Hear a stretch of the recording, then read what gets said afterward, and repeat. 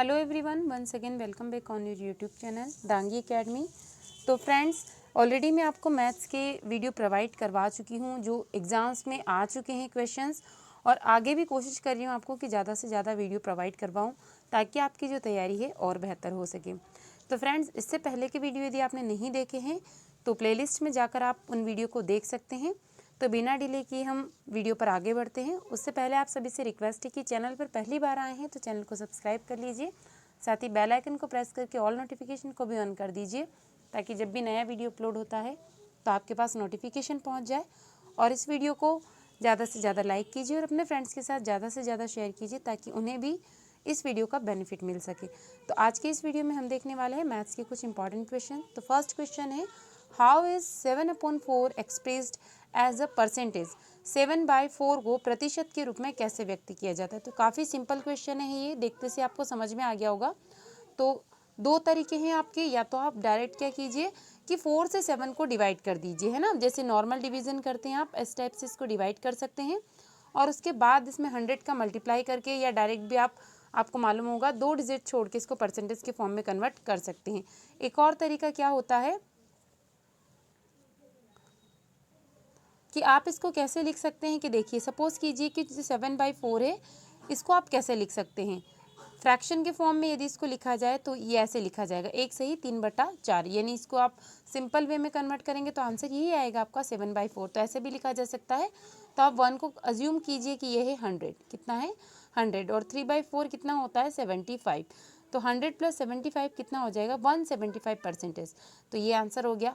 और यदि आपको ऐसे समझ में नहीं आता एग्जाम में तो आप इस तरीके से भी इसको निकाल सकते हैं, डिवीजन कीजिए और 100 का मल्टीप्लाई कर दीजिए, तब भी आपका आंसर यही आ जाएगा 175%।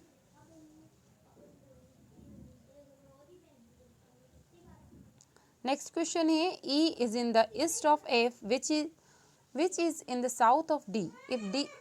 किट्टू कहीं काम करवा दे ढंग से। E is in the east of F which is in the south of D. If D is in south of F then E is in which direction of D? यानी देखिए 4% की बात की जा रही है यहाँ पर। तो सबसे पहले क्वेश्चन जब भी इस टाइप का आता है तो आप मेंबर ऑफ काउंट कर लीजिए कि कितने मेंबर्स दिए हैं। तो आप इसको कैसे सॉल्व करेंगे, ऑप्शंस तो दिए, ऑप्शन के अकॉर्डिंग भी करेंगे तो ज़्यादा ईजी रहेगा। तो और सिंपल तरीका है, क्वेश्चन को पहले अच्छे से पढ़ लीजिए, कि अच्छे से रीड कर लीजिए ताकि आपको ये अच्छे से समझ में आ सके।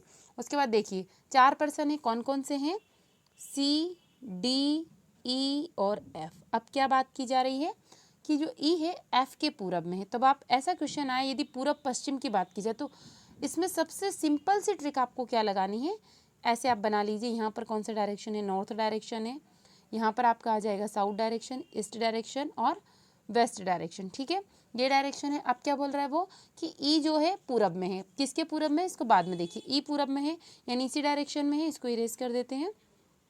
तो देखिए ई पूरब में है, मतलब ये हमने यहाँ पर बना दिया, ईस्ट डायरेक्शन बना दिया। अब किसके ईस्ट में है, एफ के, तो एफ यहीं पर होगा जब ये ईस्ट डायरेक्शन में हो रहा है ई। अब क्या बोल रहा है कि जो सी के दक्षिण में, यानी ई की ही बात की जा रही है कि ई सी के दक्षिण में है। तो दक्षिण में कब रहेगा, जब सी नॉर्थ पोजीशन में होगा।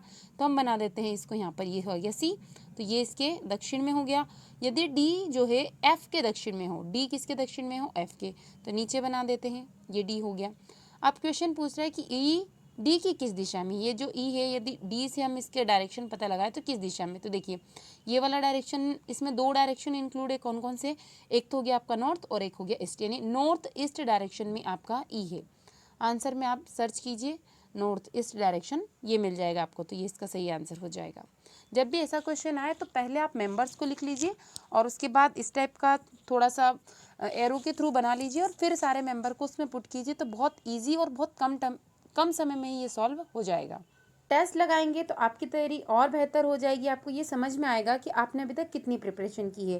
प्ले स्टोर से परीक्षा ऐप को डाउनलोड कर सकते हैं या डिस्क्रिप्शन बॉक्स में जाकर दी हुई लिंक पर क्लिक करके भी इस ऐप को डाउनलोड कर सकते हैं। तो फ्रेंड्स, आपको यहाँ पर जाना है ग्रुप 2, जैसे कि ऑप्शन यहाँ पर आपको दिखाई दे रहा है, टेस्ट पर क्लिक करेंगे तो आपके सामने ऑप्शंस ओपन हो जाएंगे। तो देखिए यहाँ पर आपको मिल जाएगा ग्रुप 2 सब ग्रुप 4। इसके अलावा यहाँ पर 2 ऑप्शन आपको दिखाई देंगे, क्योंकि ये एक री एग्ज़ाम है तो इससे पहले भी यहाँ पर टेस्ट सीरीज उपलब्ध करवाई गई थी। तो आप यहाँ पर क्लिक कीजिए ग्रुप 2 सब ग्रुप 4 दिसंबर स्पेशल, इस पर आप क्लिक करेंगे तो आपके सामने टेस्ट की जो लिस्ट है वो ओपन होकर आ जाएगी। यहाँ पर आपको फ्री डेमो टेस्ट भी उपलब्ध करवाया गया है, जिसे आप देख सकते हैं कि किस टाइप के टेस्ट यहाँ पर दिए गए हैं। तो यदि आप इस पर क्लिक करेंगे तो आपके सामने ओपन हो जाएगा फ्री डेमो टेस्ट। 180 मिनट्स का यहाँ पर टाइम दिया गया है, 200 क्वेश्चन है, ईच क्वेश्चन 1 मार्क्स है। अब पूरा यहाँ पर देखिए आपको एक एक ऑप्शंस, एक एक कैटेगरी के बारे में बताया गया है कि किससे कितने क्वेश्चंस आएंगे। 25 हिंदी से, साइंस से 25, mathematics 25, general knowledge 25, English 25, computer knowledge 25, reasoning ability 25, general management 25। तो देखिए फ्रेंड्स, ये जो पूरा डिस्क्रिप्शन दिया गया है यानी एक एक कैटेगरी का ये एवरेज करके दिया गया है। एक या दो क्वेश्चन ऊपर या नीचे हो सकते हैं। वैसे तो आप एग्ज़ाम दे चुके हैं, आपको अनुमान होगा ही किस टाइप के क्वेश्चन यहाँ पर पूछे गए हैं। तो आपको क्लिक करना है स्टार्ट टेस्ट पर। तो जैसे आप इसको स्टार्ट करेंगे आपके सामने क्वेश्चंस ओपन होके आ जाएंगे। तो मैं आपको ये वीडियो ज़्यादा लंबा ना हो, क्वेश्चंस आप रीड करके इसके आंसर दीजिएगा। मैं आपको सिर्फ एक डेमो के तौर पर बता रही हूँ काव्य कितने प्रकार के कहे गए हैं। तो सपोज़ कीजिए हमने ये ऑप्शंस को चूज़ कर लिया, नेक्स्ट करते जाना है। अक्षरा पत्रिका का प्रकाशन कहाँ से होता है, तो इस टाइप से आप इसको कर सकते हैं। अब आपको क्या करना है, जब आपका टेस्ट कंप्लीट हो जाए तो आप इसको चेक कर सकते हैं। यहाँ से आप इसको चेक कर सकते हैं कि जब आपका पूरा टेस्ट हो जाता है कि यदि हमारा कोई क्वेश्चन छूट तो नहीं गया है, तो यहाँ से आप चेक कर सकते हैं। ऐसा ही आपने एग्ज़ाम में भी देखा होगा, वहाँ पर भी इस टाइप के ही ऑप्शन दिए हुए होते हैं। साइंस एक एक कैटेगरी का ऑप्शन उपलब्ध है इसमें भी, टेस्ट के अंदर भी। तो आप देख सकते हैं कि कोई क्वेश्चन आपका छूट गया है या आपने मार्क किया है, इसको बाद में देखने के लिए है, किसी का अनआंसर्ड आपने किया है या किस क्वेश्चन पर आप एक्टिव हैं। जब आपका टेस्ट पूरा हो जाता है तब आपको इस ग्रीन बटन सबमिट पर क्लिक करना है। यहाँ पर आपको दिख जाएगा कि आपने कितने कितने क्वेश्चन अटैम्प्ट किए हैं, कितने के आंसर नहीं दिए हैं और कितने क्वेश्चन को विजिट अभी तक नहीं किया है। अब आपको इसको सबमिट करना है तो सबमिट कर दीजिए आप यहाँ से। इसके बाद आप अपना रिजल्ट स्क्रीन पर देख पाएंगे, कौन सी रैंक रही है आपकी। जितने भी स्टूडेंट ने अभी तक इस टेस्ट को अटैम्प्ट किया है उसमें आपकी रैंक ये यहाँ पर बता देगा, कितने क्वेश्चन करेक्ट हैं, कितने अनकरेक्ट हैं, अब आपकी रैंक क्या है। और यहाँ से आपने जो टेस्ट अटैम्प्ट किया है उसके आंसर भी आप सी आंसर पर क्लिक करके देख सकते हैं। एक एक पोर्शन का ये रिजल्ट बता देगा आपको। इस टाइप से आप क्लिक करके इन पे देख सकते हैं। यहाँ पर भी आपका बता देगा कि आपका टॉपर कंपैरिजन कितना रहा है, किसकी रैंक फर्स्ट रही है, कितने कितने क्वेश्चन अटैम्प्ट किए हैं। तो सी आंसर पर यदि आप क्लिक करते हैं तो ये आपको पूरे आंसर्स बता देगा। देखिए फ्रेंड्स, यदि आप इस टेस्ट सीरीज़ को ज्वाइन करना चाहते हैं और इसे परचेस करना चाहते हैं तो आपको क्लिक करना होगा अनलॉक कोर्स पर। जैसे ही अनलॉक कोर्स पर आप क्लिक करेंगे तो आपके सामने ऑप्शन आपको दिखाई दे रहा होगा पेड वंस ₹299। बट यदि आप मेरा कूपन कोड दांगी 50 यूज़ करते हैं तो आपको यहाँ पर 50% का डिस्काउंट मिल जाएगा। देखिए जो टेस्ट सीरीज़ 299 की थी अब वो आपको मिलेगी 149 में। तो फ्रेंड्स, ज़्यादा से ज़्यादा टेस्ट जरूर लगाइए ताकि आपकी प्रिपरेशन और बेस्ट हो सके और आपके सिलेक्शन के ज़्यादा से ज़्यादा चांस बढ़ सके। तो इस टाइप से आप इस टेस्ट सीरीज़ को परचेस कर सकते हैं। फ्रेंड्स, जैसा कि स्क्रीन पर आपको दिखाई दे रहा होगा ये मेरा कूपन कोड है। तो टेस्ट ज़्यादा से ज़्यादा जरूर लगाइए और अपनी तैयारी को बेहतर कीजिए। अगला क्वेश्चन है, seat of mathematics, physics and biology in schools are in a ratio 4:5:8. There is a proposal to increase these seats by 50%, 20% and 25% respectively. What will be the ratio of increased seat? तो एक school की बात की जा रही है कि यहाँ पर जो सीट थी उनका रेशियो दे दिया है, इतनी थी। उसके बाद में यहाँ पर एक प्रपोजल आता है कि हर सब्जेक्ट की सीट जो है वो इंक्रीज़ कर दी जाए। तो कितनी इंक्रीज़ कर दी जाए, कितना बढ़ाना है उसको, उसका परसेंटेज यहाँ पर दिया है। तो जो नई सीट्स बनेगी तो उसका रेशियो कितना होगा। बहुत सिंपल क्वेश्चन है, इसको कैसे करना है देखिए। सबसे पहले आपको रेशियो दिया हुआ है, क्या क्या रेशियो दिया है वो लिख लीजिए आप। 4, 5 और 8 ये रेशियो दिया हुआ है। यहाँ पर आपको इसको प्लस करने की भी कोई ज़रूरत नहीं है, आप चाहे तो कर सकते हैं पर एग्जाम में आपके पास इतना टाइम नहीं है। जो ज़रूरत है उतना ही कीजिए। अब नया क्या बता रहा है, ये वाले सब्जेक्ट को कितना बढ़ाना है। देखिए इन सीटों इसको बढ़ाना है 50%, इसको बढ़ाना है 20%, इसको बढ़ाना है 25%। ठीक है, अब कैसे निकालना है, बहुत सिंपल है। यदि आप 4 का 50% निकालेंगे तो सिंपल सा है, आपको सॉल्व करना है। तो जैसे ट्रिक से हम करते हैं, आप चाहे तो वैसे कर सकते हैं कि 4 का 50% तो 4 × 50/100 करके इसको सॉल्व कीजिए या तो आप, ठीक है। या फिर आप कैसे कर सकते हैं, इसको डायरेक्टली भी सॉल्व कर सकते हैं। 4 का 50% कितना हो जाएगा, 2 हो जाएगा। ठीक है, इसको इरेज करके हम नीचे सॉल्व कर लेते हैं। ताकि आपको ये अच्छे से समझ में आ सके। देखिए कैसे करना है, ये हो गया आपका 4, 5 और 8, इसको बढ़ाया 50%, इसको बढ़ाया 20%, इसको बढ़ाया 25%। डायरेक्टली आप लिख लीजिए 50% यानी आधा, 4 का आधा कितना हो जाएगा 2, इसको बढ़ाना है 20%, तो 20% जैसा कि मैंने अभी बताया आप कैसे निकाल सकते हैं, 5 इंटू 20% है, 5 का 20% है तो 20/100। अब सॉल्व कर लीजिए आप, 1 0 1 0 और ये आ जाएगा 1, यानी 1 20% कितना हो गया 1। सेम वैसे ही 8 का यदि 25% निकालेंगे तो कितना आ जाएगा 2 आ जाएगा। जैसे 50% हो जाएगा 4 और उसका 25% हो जाएगा 2, बिना निकाले भी आप निकाल सकते हैं। तो ये इतनी सीटें आपको बढ़ानी है। अब नया रेशो यानी जो पुराना है उसमें इसको प्लस करना पड़ेगा, तो 4 और 2 कितना हो जाएगा 6 6 और ये हो जाएगा आपका 10। ठीक है, तो रेशो क्या आया 6:6:10, लेकिन ये सिंपल फॉर्म में कन्वर्ट नहीं हुआ, तो रेशो हमें से क्या होता है सबसे सिंपलेस्ट टर्म, तो सब 2 से आपकी इजीली डिवाइड हो जाएगी, तो डिवाइड होगी तो क्या हो जाएगा ये 3:3:5, तो आंसर क्या हो जाएगा, नया जो रेशो बना है 3:3:5, तो ये इसका आंसर हो जाएगा। तो जब भी ऐसा आए तो आपको ऐसे ही सॉल्व करना है, इन रेशो को प्लस करने के इसमें नहीं पढ़ना है, क्योंकि वैसे भी आपका इसमें बहुत ज़्यादा टाइम वेस्ट होगा और इसकी कोई ज़रूरत भी नहीं है आपको। Move in packs. What is the smallest number of wolves that could move in the following formation? Wolves in the front, behind, 2 behind a wolf and 1 wolf is between 2 wolves. यानी भेड़िए क्या चल रहे हैं, ग्रुप में चल रहे हैं, और इसकी सबसे छोटी संख्या क्या होगी, जिससे ये कहावत भी काफ़ी बार आपने सुनी भी होगी, जो कैसे चल रहा है, भेड़िया, एक भेड़िए के पीछे 2 और 2 भेड़िए के बीच में एक भेड़िया। ठीक है, क्वेश्चन को समझिए आप, भेड़िए हैं तो एक भेड़िए के पीछे कितने भेड़िए हैं 2, और 2 भेड़ियों के बीच में कितना भेड़िया है, एक भेड़िया, तो टोटल भेड़िए कितने हो गए 9, 7, 15 या 3। क्वेश्चन को समझिए, आंसर हो गया है 3। कैसे हुए, ये भेड़िए मान लीजिए, तो बता रहा है 2 भेड़िए, 2 भेड़िए के पीछे कितने भेड़िए, एक भेड़िया। ठीक है, एज क्वेश्चन के अकॉर्डिंग बता रही हूँ मैं, इन 2 भेड़ियों के पीछे एक भेड़िया, और फिर क्या बता रहा है कि इनके बीच में एक भेड़िया, ये। और कभी कभी क्वेश्चन ऐसे भी आता है कि 2 के पीछे एक और 2 के आगे एक, तब भी आंसर 3 ही होगा, और इस टाइप से आए तब भी आंसर 3 ही होगा। The cost price of a fan is ₹430। Cost price दे दिया आपको कि 430। What should be the selling price of the fan so that there is a profit of 30%।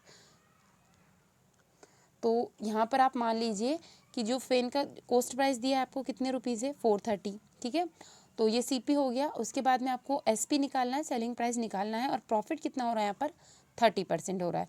तो बहुत सिंपल है ये वाला क्वेश्चन, कैसे करना है, आपको एसपी निकालना है, सीपी दिया हुआ है, तो सीपी है आपका 430, प्रॉफिट कितना हो रहा है 30%, तो इसका 30% ही प्रॉफिट होगा, आपको 30% निकाल लीजिए इसका। ठीक है, ये 30%, 1 0 से 1 0, इससे 0, 4, इसका जब मल्टीप्लाई करेंगे तो ये आ जाएगा 129।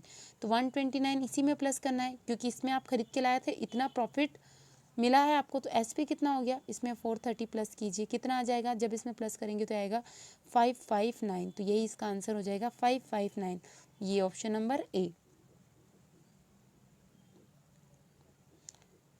ये क्वेश्चन रिपीट हो गया है। The average monthly expenditure of a person during 11 months was ₹350 in the last 12th month. His expenditure was increased by ₹30, the amount spent by him in the last month.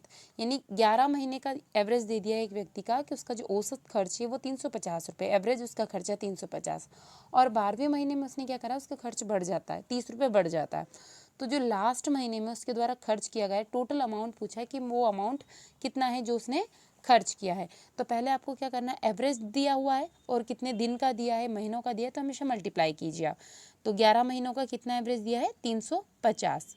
इसको solve करते हैं तो कैसे करना है, 11 गुणित 350 आपको कर लेना है, तो कितना आ जाएगा, ये आंसर आएगा 3850, यानी टोटल अमाउंट उसने इतना खर्च किया है 11 महीनों में।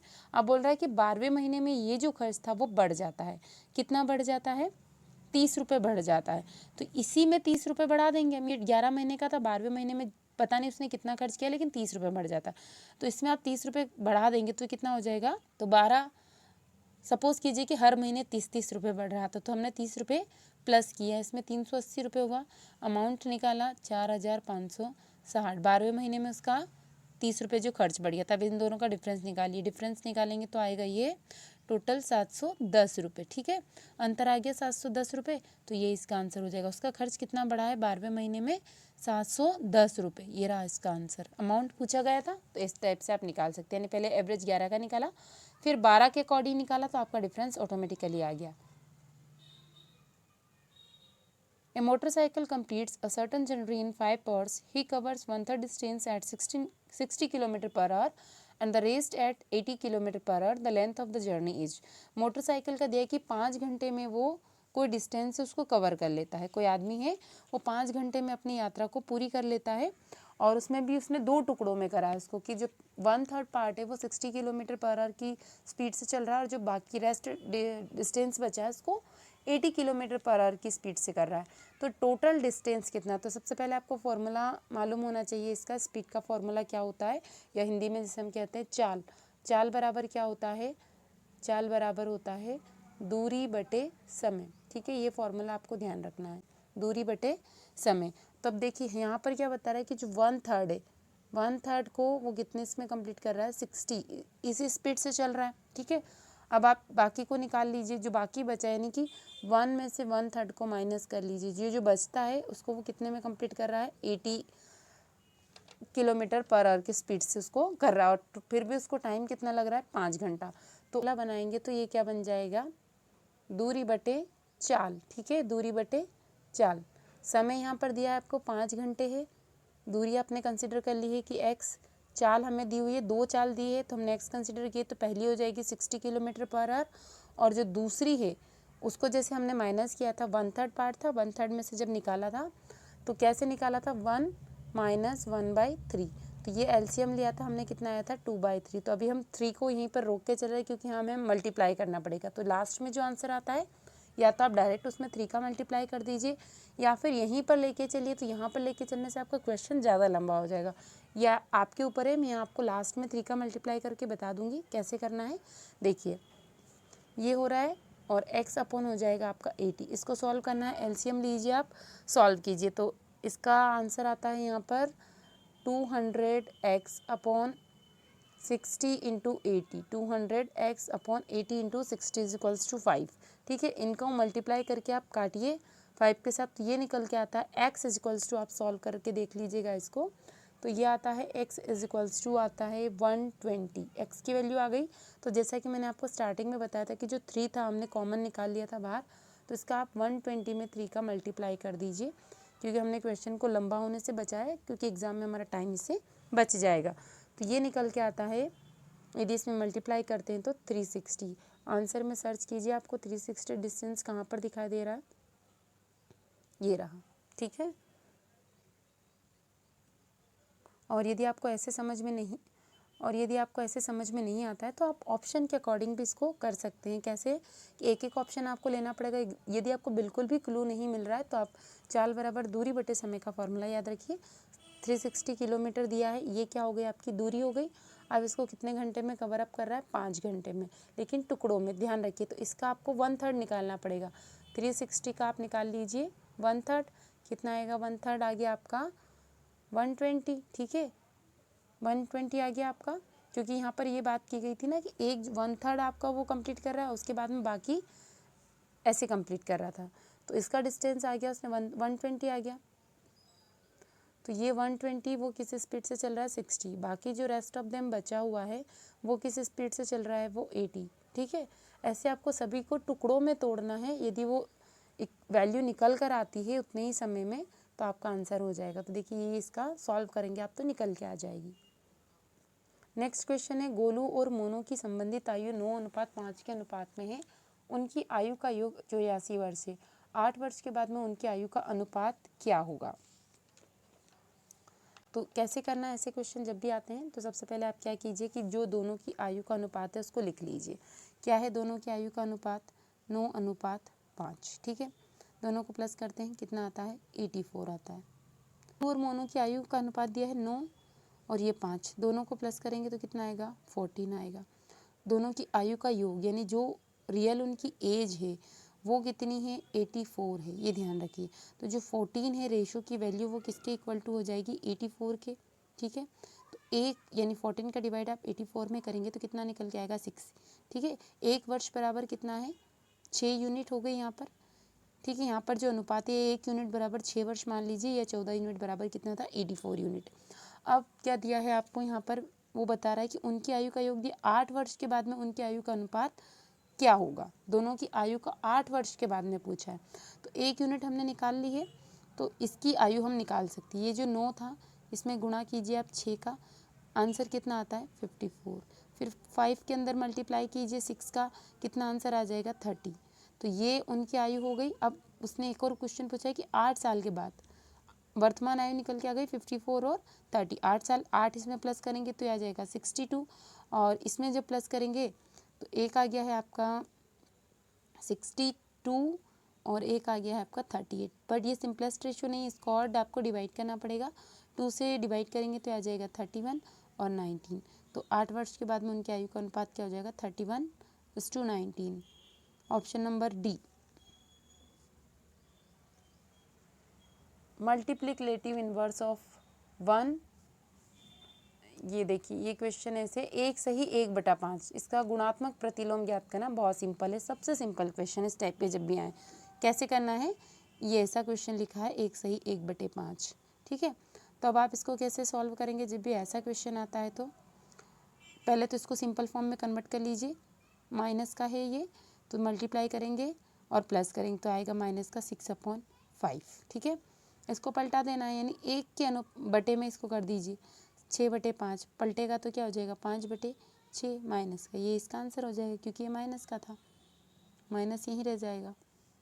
तो इसका आंसर हो जाएगा माइनस का 5/6, ऑप्शन नंबर सी। 11 महीने के, ये क्वेश्चन हो चुका है।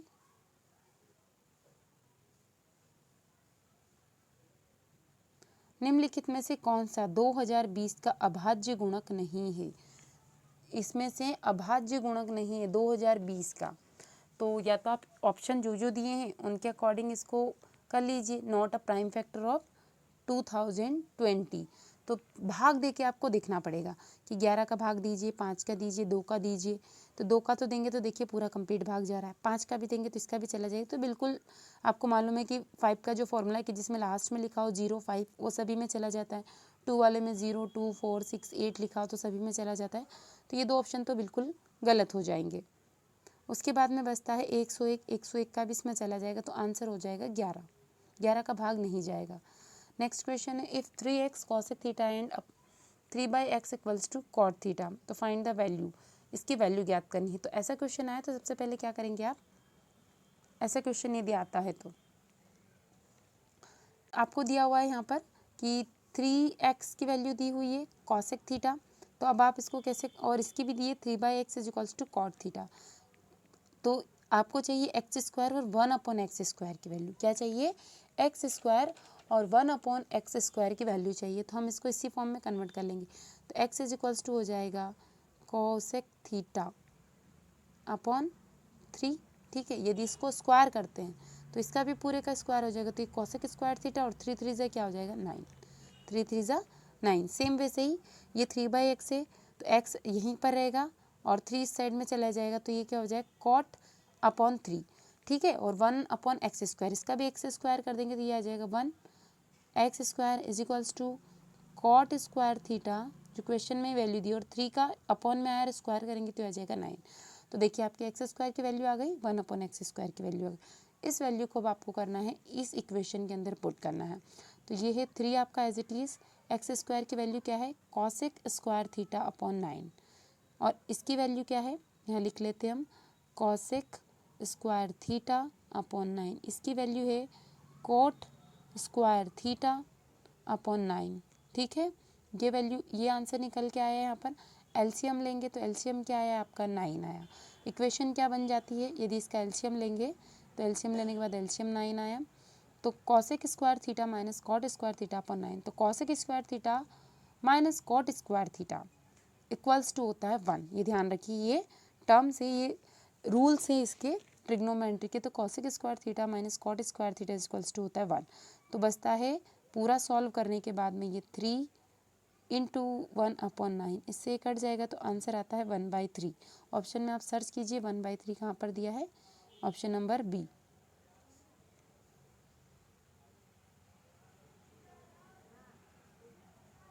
The sum of two numbers is 8 if the sum of their reciprocal is,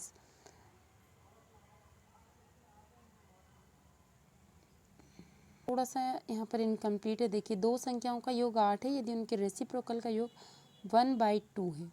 1/2 है तो संख्याओं का योग ज्ञात कीजिए। तो दो संख्याएं हम कंसिडर करते हैं, दोनों संख्याएं क्या है, x है और दूसरी संख्या y है। तो क्वेश्चन के अकॉर्डिंग आप सिचुएशन बनाइए, x plus y is equals to 8 है और उनका व्युत्क्रम या रेसिप्रोकल, तो ये क्या हो जाएगा 1/x प्लस 1/, उनका भी 8 करने का बोल रहा है, सम करने का, इज इक्वल्स टू आता है 1/2। तो अब इसको आपको सॉल्व करना है ऑप्शन के अकॉर्डिंग। क्या क्या ऑप्शन दिए हैं देखिए, वैल्यू आनी चाहिए ये वाली करने के बाद में, ये कंडीशन तो आप पहले इसको सॉल्व कीजिए या दोनों को रख के सॉल्व कीजिए कि 8 आना चाहिए। तो 6 और 5 के 8 आ रहा है आपका, नहीं आ रहा है। 5 और 5 8 आ रहा है क्या आंसर में, नहीं आ रहा है।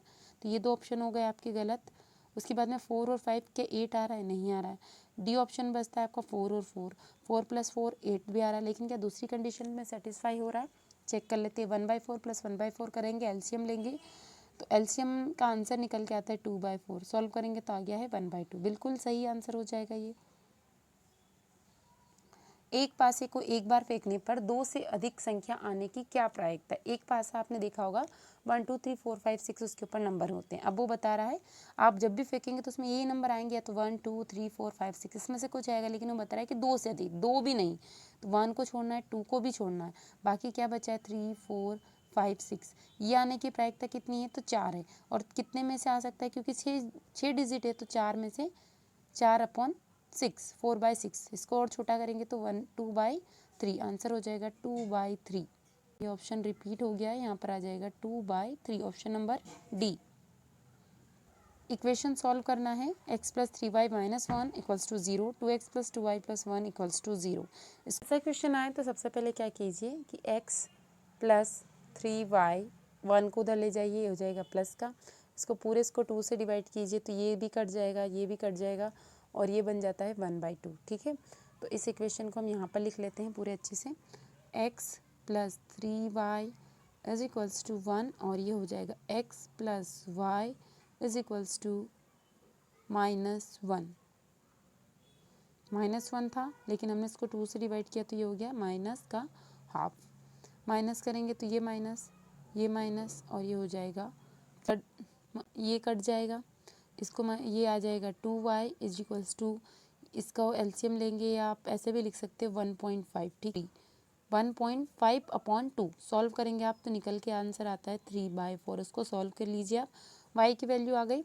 आप किसी भी इक्वेशन से आप x की वैल्यू निकाल सकते हैं। सपोज़ कीजिए हमने फर्स्ट वाली इक्वेशन में रख दी y की वैल्यू, तो क्या होगा, सॉल्व करेंगे तो ये निकल के आएगा x एज इट इज़ है प्लस 3 × 3/4 = आपका 1 है। सॉल्व कीजिए आप, कितना आता है 3 3 = 9/4, इस साइड ले जाइए, इसको 9/4 है तो प्लस का है, 9/4 है प्लस का, उस साइड ले जाएंगे तो माइनस का हो जाएगा, तो ये निकल के आएगा 1 - 9/4। एलसीएम लेंगे तो x की जो वैल्यू है वो निकल के आ जाती है 5/4। दोनों वैल्यू निकल के आ चुकी है, आप आंसर में सर्च कर सकते हैं कौन कौन सी वैल्यू है। माइनस प्लस का आपको ध्यान रखना है बस। तो देखिए ऑप्शन नंबर ए सही हो जाएगा आपका फर्स्ट इसमें। अगला क्वेश्चन है, सॉल्व करना है आपको, जो 1 से 10 तक सभी संख्याओं से विभाज्य हो। तो 1 से 10 तक पूछा गया है तो आप एक एक नंबर से तो इसको डिवाइड नहीं कर सकते हैं। देखिए 1 2 3 4 5 6 7 8 9 और 10 इन सभी से विभाज्य हो। तो अब ऐसे क्वेश्चन आते हैं तो बाय ऑप्शन हमको सॉल्व करना है। कैसे कि देखिए क्या ये 10 से डिवाइड होगा, 2 से हो रहा है, 4 से हो रहा है, सपोज ऐसे कर सकते हैं आप, 4 से भी ये डिवाइड नहीं होगा तो सारे नंबर से जो डिवाइड होना चाहिए। तो क्या 10 से हो रहा है, पहले इस टाइप के डिजिट से कर लीजिए जिनका टेबल और डिवाइड करना ज़्यादा सिंपल हो, और उसके बाद में इसको हटा दीजिए ऑप्शन में से। उसके बाद दूसरे ऑप्शन को देखिए आप कौन कौन से, 10 है तो 10 क्या 3 से होगा, नहीं होगा, तो इसको भी हटा दीजिए ऑप्शन में से। उसके बाद है 100 क्या 3 से होगा कम्प्लीटली, तो ये भी नहीं होगा। ये जो ऑप्शन है वो तो होंगे नहीं, तो लास्ट ऑप्शन बचता है ऑप्शन नंबर बी ये इसका सही आंसर हो जाएगा। 2 से डिवाइड हो रहा है, ये 3 से डिवाइड हो रहा है, 4 से हो रहा है, 10 से हो रहा है, बाकी नंबर से भी इसको करके देख सकते हैं। नेक्स्ट क्वेश्चन है 5 years ago the ages of father and son were in the ratio 5:3. The sum of their present age is 90 years. The present age of father की एज पूछिए। 5 साल पहले रेशियो दिया गया था कि कितना रेशियो है, तो रेशियो देखिए क्या है 5 और 3, और आज की जो आयु है वो है 90 ईयर्स। तो 5 ईयर्स पहले यदि करेंगे तो दोनों की एज मिला के 10 ईयर्स माइनस करना पड़ेगा, तो 80 एज हो जाएगी दोनों की मिला के। तो एक एक जीरो बढ़ा दीजिए, 50 और 30, रेशियो यही आ रहा है, और एज जो है एज का सम आ रहा है 80। तो आज की एज पूछी गई तो 5 प्लस कर दिए हो जाएगा 55, और ये हो जाएगा 35। तो पिता की जो उम्र है आज की वो हो जाएगी 55 साल। तो ऑप्शन नंबर सी इसका सही आंसर हो जाएगा 55 ईयर्स। एक ठोस सिलेंडर के प्रत्येक सिरे से एक गोलार्ध को बाहर निकालकर एक लकड़ी की वस्तु बनाई गई है। यदि सिलेंडर की जो लंबाई है, हाइट दे दी 20 सेंटीमीटर और आधार की त्रिज्या है 3.5 सेंटीमीटर, तो उसका टोटल सरफेस एरिया पूछा गया। ये सिलेंडर है आपका, इसकी जो रेडियस है वो कितनी है 3.5, हाइट है 20 सेंटीमीटर, और टोटल सरफेस एरिया तो TSA इज इक्वल टू इसका फॉर्मूला। सबसे पहले यहाँ से गोले काटे गए दोनों, तो इनका कितना हो जाएगा 2 पाई आर स्क्वायर और 2 पाई आर स्क्वायर इनका एरिया, तो ये क्या बन जाएगा 4 पाई आर स्क्वायर, और इसमें प्लस करेंगे जो टोटल निकालना हमें, तो ये हो जाएगा 2 pi r h plus 4 pi r square, total surface area निकल के आएगा। इसमें से कॉमन क्या आ रहा है देखिए, 2 पाई आर को हम कॉमन निकालेंगे, 2 पाई आर, यहाँ क्या बचेगा h, और यहाँ क्या बचेगा r, बस इसी में वैल्यू पुट करनी 2 pi are h plus r में। तो जब वैल्यू पुट करेंगे तो कुछ इस टाइप से हो जाएगा, 2 इंटू पाई की वैल्यू 22/7 इंटू रेडियस थी हमारी 3.5, तो पॉइंट हटा के हम नीचे 10 लिख सकते हैं ताकि सॉल्व करने में हमें ईजी हो जाए। और अंदर क्या था h प्लस आर, तो 20 प्लस जो आर स्क्वायर है बाहर कॉमन निकाला था 2 पाई आर निकाला था, तो वहाँ अंदर बचेगा h प्लस 2r। तो देखिए 2r करेंगे 3.5, तो ये हो जाएगा 7, और 7 प्लस 20 तो ये हो जाएगा 27। बस इसी को सॉल्व करना है अब आपको, तो सॉल्व कीजिए। ये कितना हो जाएगा 2 5 ज़ा 10, 5 7 ज़ा 35, 7 से 7 कट जाएगा, ऊपर बचता है 22 इंटू 27, मल्टीप्लाई करेंगे तो आंसर निकल के आता है 594, option number C. Next question है कि for which value of H does the following pair of equivalents have unique solution. H के किस मान के लिए समीकरणों के निम्नलिखित में से किस युग्म में अद्वितीय हल होते हैं।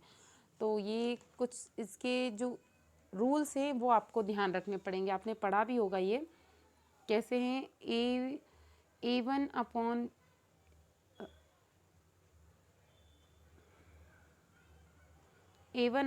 A2 is not equals to होता है B1 अपॉन B2 के, ठीक है। तो इसका आंसर होता है अद्वितीय हल, ठीक है। हमें क्वेश्चन में ये निकालना है। इसके अलावा भी क्या होता है, A1 upon A2 equals to तो होगा B1 B2 के, but is not equals to C1 and C2, तो इसका क्या होगा, कोई भी सॉल्यूशन नहीं होगा इसका। और थर्ड टर्म क्या होती है, थर्ड टर्म होती है A1 upon A2 equals to B1 upon B2 equals to C1 upon C2, यानी तीनों यदि इक्वल है तो आंसर होंगे उसके इनफाइनाइट सॉल्यूशन उसके होंगे। बट हमें क्या निकालना है यहाँ पर, हमें तो निकालना है अद्वितीय हल कब होंगे। तो A1 upon A2 is not equals to होना चाहिए B1 अपॉन B2 के, तभी हमारी ये कंडीशन यहाँ पर बनकर आएगी। तो किस वैल्यू के लिए ये होगा, ठीक है। तो अब हम क्या कर रहे हैं, यहाँ पर वैल्यू रख देंगे। तो पहली वैल्यू हमारी क्या हो जाएगी, यहाँ पर जो हमें दिया हुआ ये और ये वैल्यू, ठीक है। तो 9/3 इक्वल्स टू बी को एज इट इज़ रख लीजिए क्योंकि एच की वैल्यू रखिए, चाहे तो आप एच लिख लीजिए चाहे आप बी लिख लीजिए, अपॉन 2 सॉल्व कीजिए, 3 3 ज़ा 9, ये इधर जाएगा 6। तो 6 को छोड़कर ऑप्शन में हमें देखना है 6 को छोड़कर क्या ये दिया हुआ है हमें, तो देखिए ऑप्शन नंबर बी हमें मिल जाएगा 6 को छोड़कर बाकी सभी मान है। ऐसे 3 की पावर 1/3 इंटू 3 की पावर -2/3, क्वेश्चन इस टाइप से है। ये कुछ टाइपिंग मिस्टेक हो गई है, आप देख लीजिए। 3 की पावर 1/3 और 3 की पावर -2/3, तो ये कौन सा फॉर्मूला बनता है आपने पढ़ा होगा, x की पावर m इंटू एक्स की power n is equals to क्या हो जाता है x की पावर m प्लस n। यदि इंटू में है, बेस सेम है और पावर डिफरेंट है तो प्लस हो जाएगा, और यदि बेस सेम है और यही चीज़ आपको किस में दी हुई है इसकी वैल्यू यदि आपको दी हुई है नेगेटिव के फॉर्म में तो इसको हम कर देते हैं डिवाइड, और यदि डिवाइड दिया है तो आप उसको माइनस के फॉर्म में कन्वर्ट कर सकते हैं। साथ ही यदि ए नोट या ए की पावर 0 दी हो तो इसको आप अज्यूम करते हैं 1। ठीक है, तो अब यहाँ पे क्या है, बेस सेम है, इंटू दिया है तो इनको करना पड़ेगा आपको प्लस, तो 3 की पावर 1 3 प्लस ब्रैकेट में लिख लीजिए -2/3। ठीक है, अब आपको लेना होगा एलसीएम, ये निकल के आएगा बाहर तो ये क्या हो जाएगा, ये वैल्यू आ जाएगी माइनस की, तो 3 की पावर 1/3 माइनस कितना हो जाएगा 2/3। एलसीएम लेंगे, एलसीएम आता है 3, तो इसमें से ये माइनस होगा तो निकल के आएगा आंसर 3 की पावर -1/3। लेकिन ऑप्शन में आपको ये कहीं भी दिखाई नहीं दे रहा। अब आपको उसको रूट के फॉर्म में कन्वर्ट करना पड़ेगा, तो किस टाइप से आप इसको कर सकते हैं, यदि आप इसको, ये वैल्यू है माइनस में, तो यदि आप इसको नीचे ले जाएंगे तो ये प्लस में हो जाएगी, रेसिप्रोकल इसको करना पड़ेगा, तो 1/3 की पावर 1/3 निकल के आ गया। ठीक है, अब क्या अभी भी आंसर में दिखाई दे रहा है आपको, आपने 1 के फॉर्म में तो कर लिया, √3 तो आपको लिए लाना पॉसिबल नहीं था, तो हमने इस फॉर्म में इसको कन्वर्ट करने की कोशिश की है, अभी भी नहीं हो रहा है। तो अब कैसे हो सकता है ये, यदि इसकी पावर 2 होती तो आप 1/√3 लिख देते, लेकिन ये 3 है, तो आपको कैसे लिखना पड़ेगा 1/ इसके अंदर 3 और ये 3, तो ये आंसर इसका सही हो जाएगा। अगला क्वेश्चन है, in the given figure a angle A B C में डी पैरेलल है बी सी के, जिसमें A D is equals to 5x - 3 centimetre, A is equals to 7x - 5 centimetre, B D is equals to 8x - 5 centimetre और C is equals to 11x - 8 centimetre. तो x का मान ज्ञात कीजिए। किसका मान ज्ञात करना है, x का मान आपको ज्ञात करना है। तो आप पहले ट्राइंगल को ड्रॉ कर लीजिए, तो बहुत जल्दी आपको समझ में आ जाएगा कि कैसे करना है। ये हो गया ए बी और सी, डी यदि पैरेलल है, ये बन गया इसका डी। एक एक की वैल्यू लिख लीजिए। ए डी कितना दिया है 5x - 3, ठीक है। ए ई कितना दिया है 7x - 5, बी डी कितना दिया है, ये दिया है 8x - 5, सी कितना दिया है 11x - 8। अब ध्यान रखिए, यदि ये पैरेलल है तो पैरेलल आपने पढ़ा होगा, रूल्स इसके पढ़े होंगे ट्रायंगल्स के, क्या हो जाएगा A D upon B D, या डी बी लिख सकते हैं इसको आप, is equals to A E upon E C. यहाँ पर भी आप इसको डी बी लिख लीजिए, बहुत सिंपल है, यानी ये वैल्यू इसके अपॉन में, ये वैल्यू इसके अपॉन में, ऐसे करना है।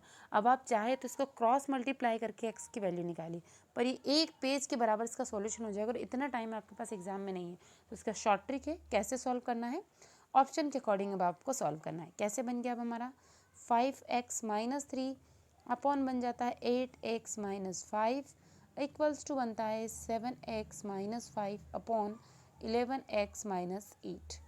ठीक है, अब ऑप्शन में क्या क्या दिया है वो देखिए आप, आंसर 2 और एक 1, उसके बाद में और ऑप्शंस देखते हैं हम क्या क्या है। तो आप यहाँ पर जो x दिया है इसमें, क्योंकि यहाँ पर जो आंसर आता है वही इधर भी आंसर आना चाहिए, तो आप इसमें मल्टीप्लाई करने के चक्कर में बिल्कुल मत पड़िए। ये जो ऑप्शन दिए इनको रखिए, सॉल्व कीजिए, क्या वैल्यू बराबर आती है। तो यदि आप 2 रखेंगे तो ये कितना हो जाएगा 10 10 - 3 7, और 7 अपॉन 8 8 2 16 16 - 5 11, क्या इधर भी आ रहा है 7x। या तो आप ऊपर का ही सॉल्व कर लीजिए, यहाँ बराबर नहीं आया तो फिर यहाँ तो आपको करने की कोई ज़रूरत नहीं, तो दोनों टर्म भी सॉल्व मत कीजिए। 7 आया, इधर 7 2 14 14 - 5 कितना आ रहा है, क्या 7 आ रहा है, बिल्कुल भी नहीं आ रहा, तो ये वाला तो आंसर गलत ही हो जाएगा। उसके बाद 1 रख के देखिए 5x - 5 5 - 3 कितना आ जाता है 2 आ जाता है। इधर आ रहा है क्या 7 - 5, बिल्कुल 2 आ रहा है। अब 2 2 आ रहा है तो हम नीचे भी सॉल्व करके देख लेते हैं। 8 8 - 5 अपॉन 3, क्या यहाँ पर 3 आ रहा है 11 - 8 अगेन 3, बस ये इसका आंसर जो है वो सही हो जाएगा। तो ऐसे क्वेश्चन में हमें भले ही सीक्वेंस आ रहा है, भले ही फॉर्मूले आपको मालूम है, लेकिन इनको आप ऑप्शन के अकॉर्डिंग ही सॉल्व कीजिए, तो आपका टाइम बहुत ज़्यादा बच जाएगा। इतना ही। इसके आगे के क्वेश्चन यदि आप देखना चाहते हैं तो कमेंट सेक्शन में कमेंट कीजिए। मैं कोशिश कर रही हूँ आपको कि ज़्यादा से ज़्यादा जो ऑलरेडी एग्जाम्स हो चुकी है जनवरी में, उसके क्वेश्चंस मैं आपको प्रोवाइड करवा पाऊँ। इस टाइप का रिस्पांस मिलता है, उसी के अकॉर्डिंग मैं आपको आगे की वीडियो प्रोवाइड करवा पाऊँगी। Thank you so much for watching this video.